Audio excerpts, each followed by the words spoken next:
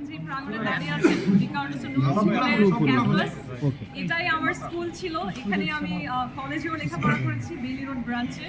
তো এক জায়গা থেকে আসলে খুব সম্মানিত বোধ করছি যে প্রথমবার নির্বাচনে দাঁড়ালাম প্রার্থী হয়ে এবং ভোট কেন্দ্রে আসলাম। সেই আমার এই যে প্রতিষ্ঠানে আসলে আমার লেখাপড়া হয়েছে, যেখানে আমার গড়ে ওঠার যে ফাউন্ডেশনটা তৈরি হওয়ার যে জায়গায় হয়েছে, সেখানে আজকে আমি আবার ফিরে এসেছি। তো অনেক নস্টালজিক ফিল করছি এবং look at the circle of life.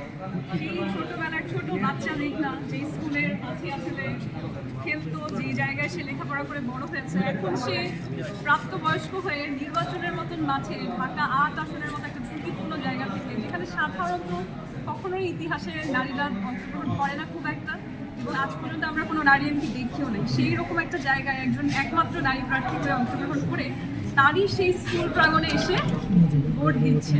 So it seems like the circle of life. I am very honoured for that. আর আজকে আমি সবগুলো সেন্টার আসলে ঘুরে দেখিনি, আমি একমাত্র আমার যেখানে ভোট দেওয়ার কথা সেখানে এসেছি। এবং আপনারা জানেন যে আমি সবসময় যখন